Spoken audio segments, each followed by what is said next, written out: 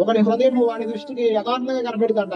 ఇద్దరు వ్యక్తుల మధ్యన గొడవ అయింది అనుకో, ఎవడి వైపు వాడు వాదించుకుంటాడు తప్ప న్యాయం ఏంటని ఎప్పుడైనా ఆలోచిస్తారే? భార్య భర్తలు గాని, ఇంట్లో గాని ఎప్పుడన్నా ఆలోచించారు మీరు? కానీ నాకు మాట చెప్పిన, ఎవరి పక్షమున వారు వాదించుకోవడం వల్ల ఎప్పుడు న్యాయం బయటికి రాదు. న్యాయం బయటికి ఎప్పుడు వచ్చిందో తెలుసా? ఇరు పక్షాల వాదించినప్పుడు, ఇరు పక్షాల మాట్లాడినప్పుడు. కోర్టులో కూడా అంతే. కేసులు వచ్చింది అనుకోండి, ఈ పక్షాన్ని ఈడు, అటు పక్షాన్ని ఆడు లాయర్ వాదించుకుంటాడు. మధ్యలో జడ్జి ఎదుర్కొంటాడు, ఇరు పక్షాల విని న్యాయాన్ని తెలుస్తాడు. ఈ రోజు ఖచ్చితంగా చెప్తున్నాను, క్రైస్తవులైన నువ్వు నేను మన జీవితంలో మన పక్షాన్ని మనం వాదించుకునేవారిగా కాదు, వాక్యము పక్షంలో నిలబడేవారిగా ఉండాలి.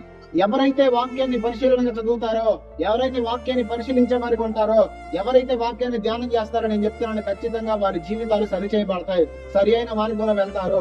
మీరు ఈ రోజు ఆశీర్వదించబడడానికి 100 కూటాలకు వెళ్ళినా, 100 ప్రసంగాలు విన్నా, ఉపవాస దీక్షలు చేసినా, మీరు ఇష్టం వచ్చిన చేసినా, మీరు దీవించబడాలంటే, మీరు అభివృద్ధి చెందాలంటే వాక్యం లేకుండా మీరు దీవించబడరు. అంతే. వాక్యం మన జీవితంలో ఉన్నప్పుడే మనం దీవించబడతాం.